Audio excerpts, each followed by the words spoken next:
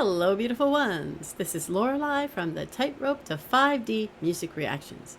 And if you don't know what the incoming fifth dimension is, or you just want to know more about it, stick around to the end. I have a special 5D message for you.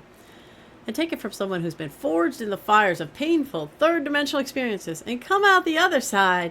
You don't want to miss that message. Now today we're looking at another Vanny Vabiola Unchained melody. And I'm excited because I love this song. Here we go.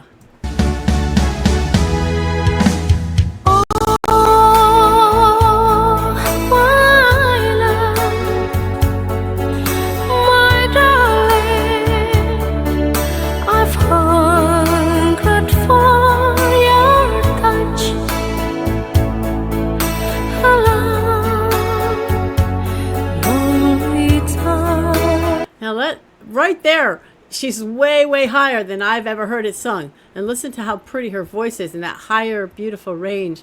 I've always heard it sung way lower than that. So let's listen to that again. My darling. I want to hear the old.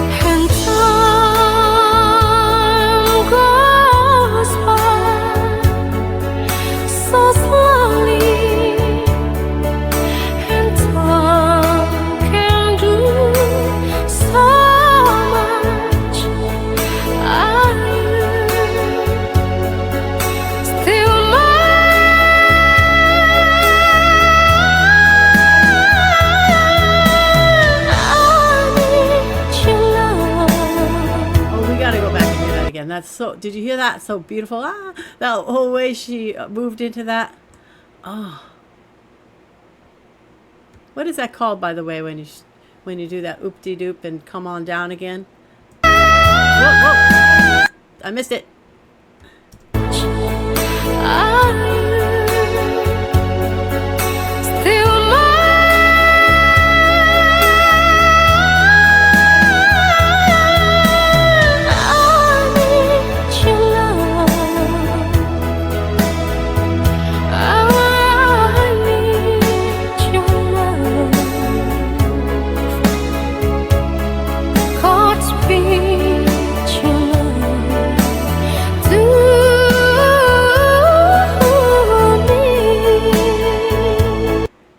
About her is like she feels her songs so powerfully.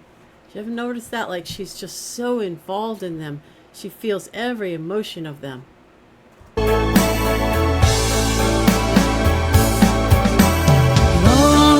rivers flow to the sea, to the sea, to the open arms of the sea.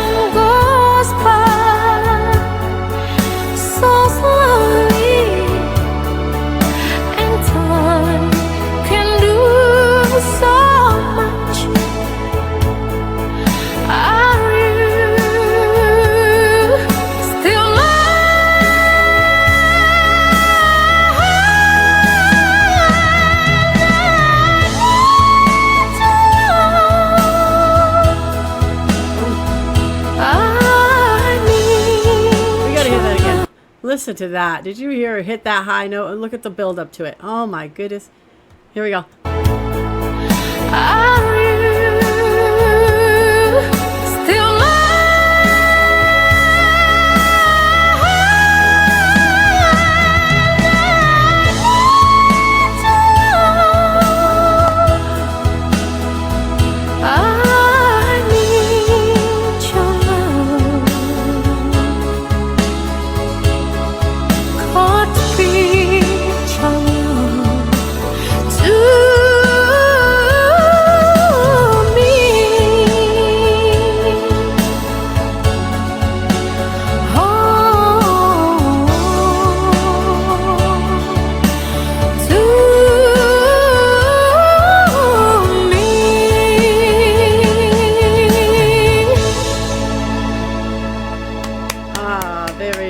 Very nice, Vanny.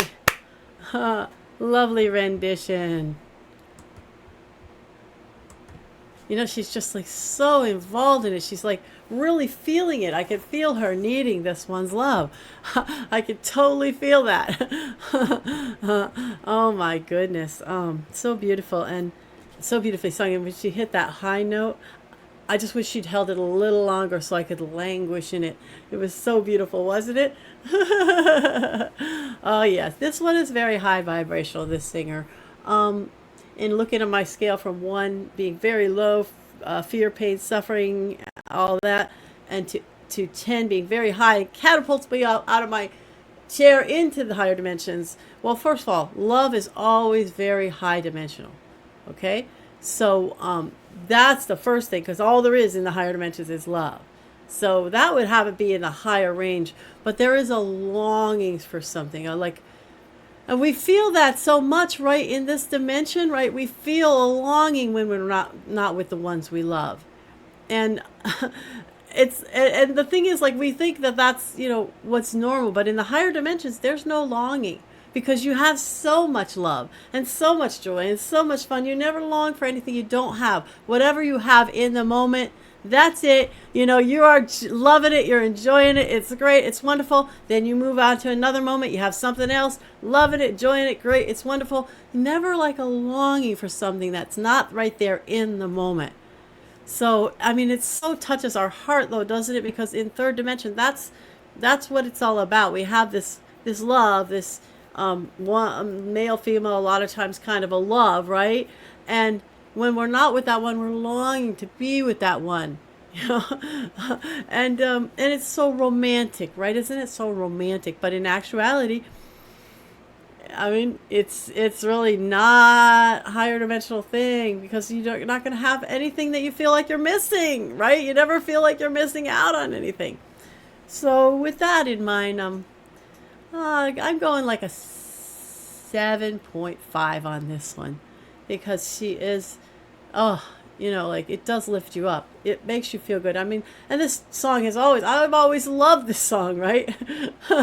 And yet, I can see that part of it too. That's kind of a human third dimensional thing. But yes, it lifts you up. The song just builds and lifts you and lifts you. It's a beautiful, feels good on the cells of your body, right? But it has that tinges of that other stuff. And now again, you got to remember, if you love this artist, she does a gorgeous job with this. This is like stunningly sung beautifully, right? It's just, we're not talking about how great of a song it is. We're talking about whether it brings you one way toward third dimension or to the fifth dimension. And it does pull you in that direction without a doubt. So you could listen to this song and feel good about it, because, it's not pulling you backwards in any major kind of way.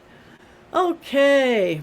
Now, friends, if you want to know a little bit more about me, what I'm up to, what might be a benefit to you, you can go to my YouTube channel, and you can go to the description and hit the drop down and go down to About Lorelei on Patreon. And that'll tell you that. And also you can watch a 3-minute video here on YouTube about me. Look for that video, search for it, and that'll direct you to a longer video that's going to tell you about that journey, that Forged in the Fire journey. So yes, please do check that out if you're interested.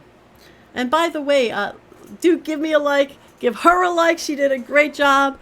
And let me know, comment in the comments if you see what I'm talking about, how what a world it would be. What a wonderful world if you never had to long for anything, because everything you were having in every moment was so great. How would that be? Give me a comment on that. And please do subscribe to this channel if you're enjoying what we're doing. We're going to do some more of these Vanny Vabiola for a little while here and see what wonderful things she has in store for us. Okay, today's fifth dimensional message is: how did dark factions emerge on this planet? Now, I talked a little bit about this in one of my other videos. Well, first of all, let's talk about what we're talking about. The greater overview of what we're talking about is this shift happening right now from the third dimensional consciousness of fear, pain, suffering, anxiety, and the like, to the fifth dimensional consciousness of love, brotherhood, joy, peace, harmony, and prosperity for everyone, and the like, okay? So that's the shift happening right now. But we want to know, it helps us to know a little bit about our history so we can kind of understand where we're coming from and where we're going to. So I spoke about how the Earth dropped in vibration and frequency from the fifth dimensional frequency to the third dimensional frequency in one of my videos in the past. And I do suggest you go back and look at those videos and see, you know, which messages will provide for you. I think all of them will be helpful, but that'll give you a string of the thoughts of them. But at least, you know, pick out the ones you think would be valuable. But that is one of them, about how did we fall from fifth dimensional to third dimensional. So there's a little recap of that I'll go into. So beginning, this earth was created to be a wonderful place where people could experience physical reality, but not necessarily at such a low vibration as this third dimensional fear, pain, suffering thing, okay?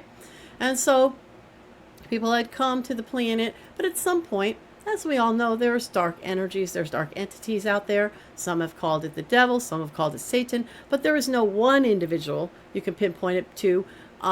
That is all there is, in other words, because there's a lot of individuals that sort of go in that direction out in the cosmos and also here on this planet historically, okay? So they may be sort of led in that direction by some sort of overarching devil or Satan or whatever the case may be, but clearly there's a lot of them going in that direction, okay? So at some point, the one in this great Star Wars kind of war that been going on in the universe where, you know, the dark ones want the planets, the light ones want the planets, you know, they decided, the dark ones, that they wanted the Earth, they wanted this planet.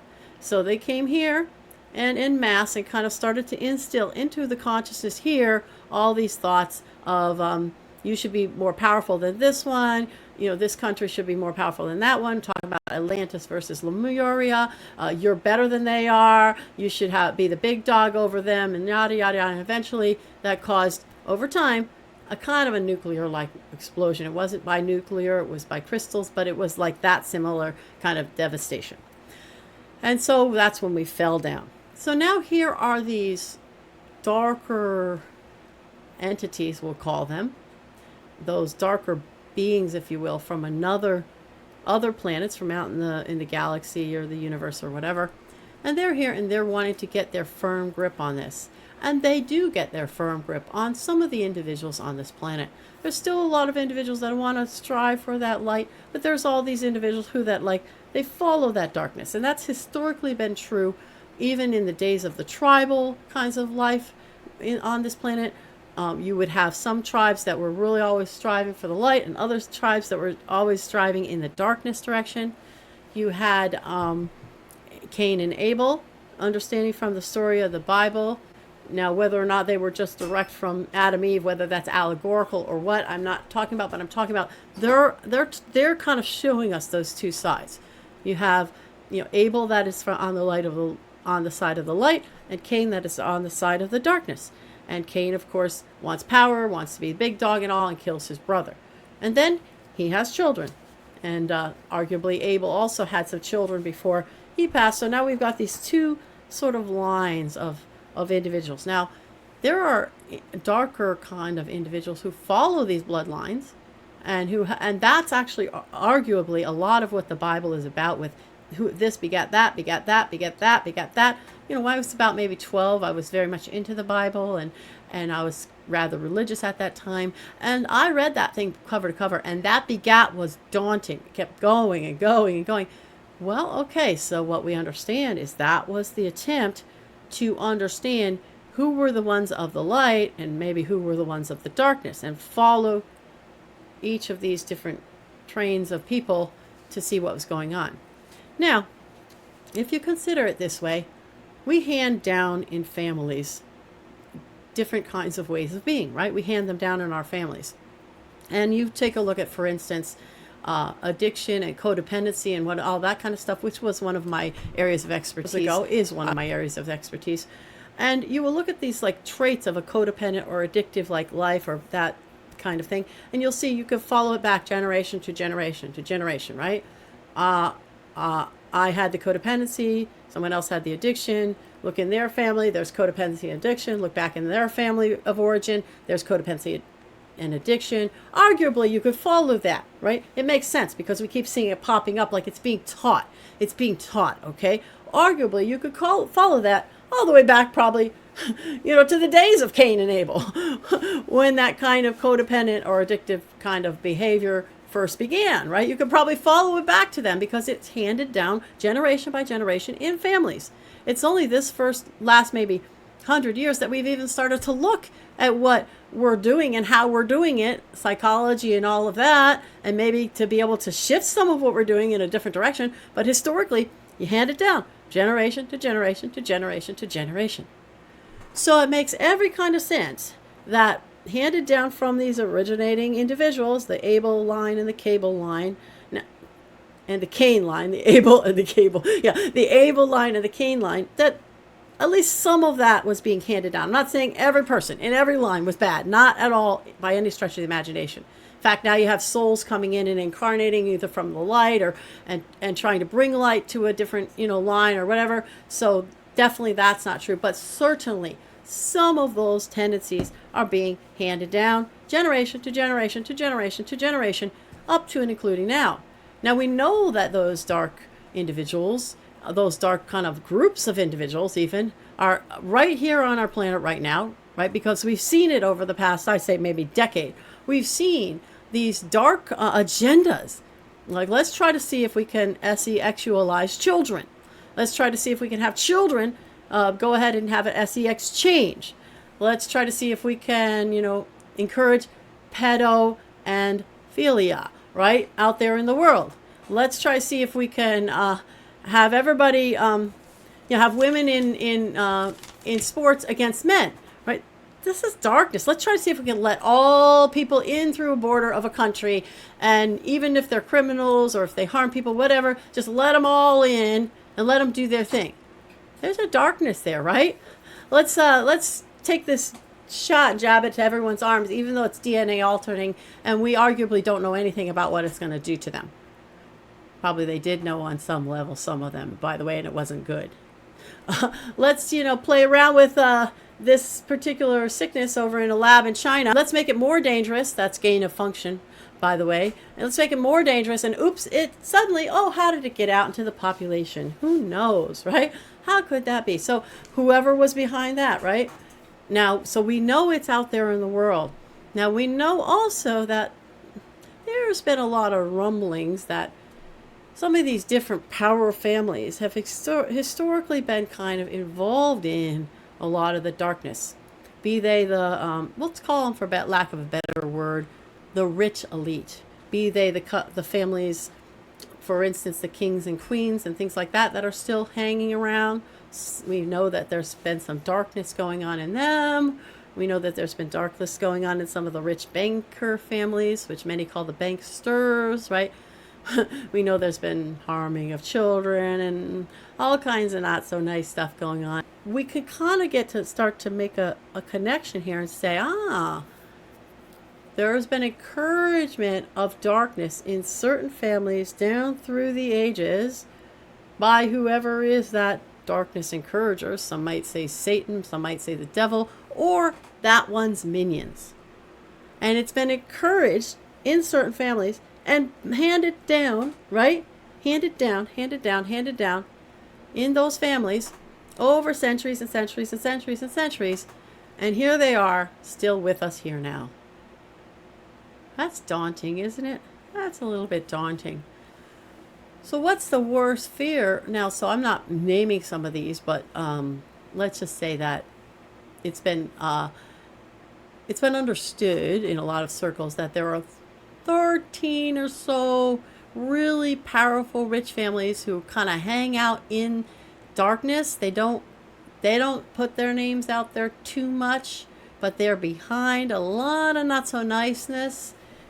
Maybe there's more than that, but at least there's at least that many, right? That are what you'd call filthy rich, and that make sure that they have all the power from behind the strings, pulling the strings, right? The man behind the curtain, so to speak. Make sure that they have all that power and they control those 13 or so families, control the entire population of this 8 billion plus people. Wow, that's crazy, isn't it? Now you're going to say, oh, that sounds like conspiracy theory. Well, okay, it is certainly a conspiracy theory, no doubt about it.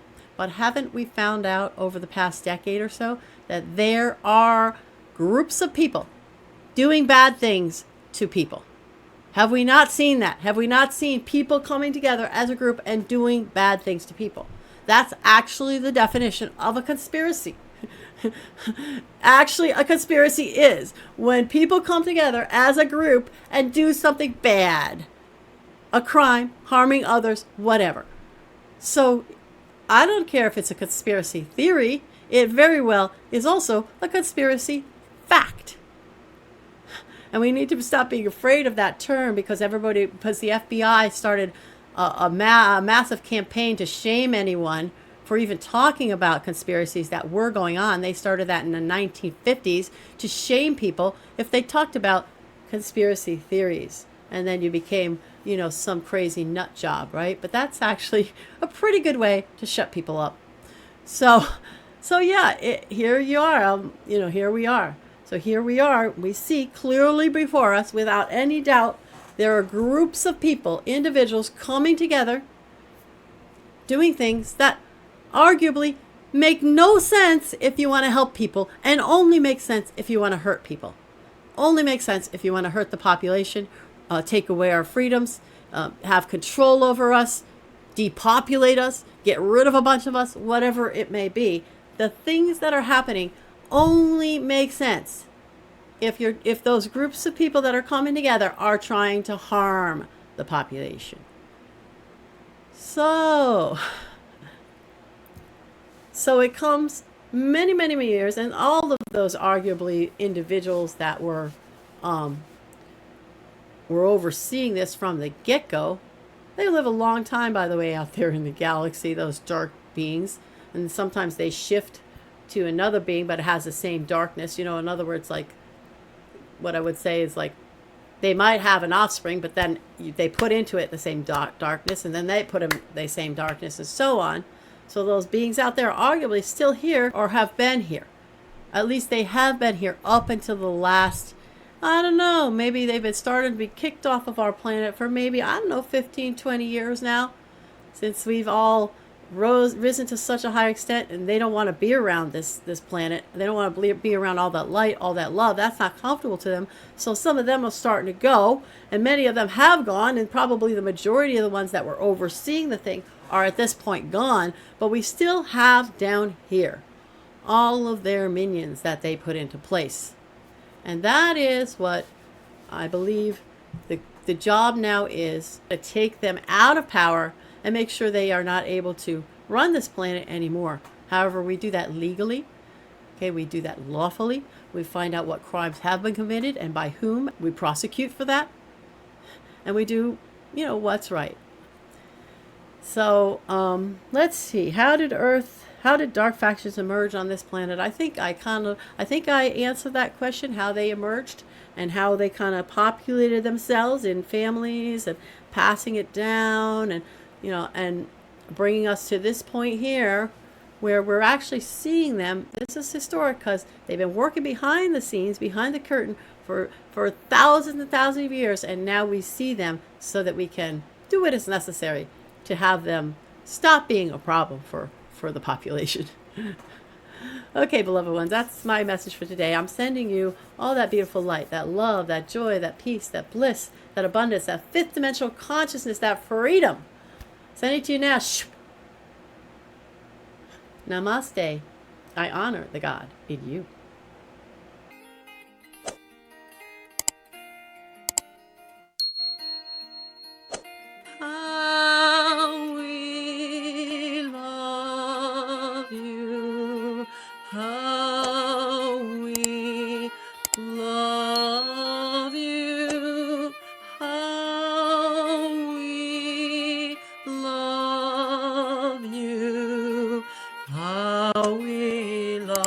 we love you.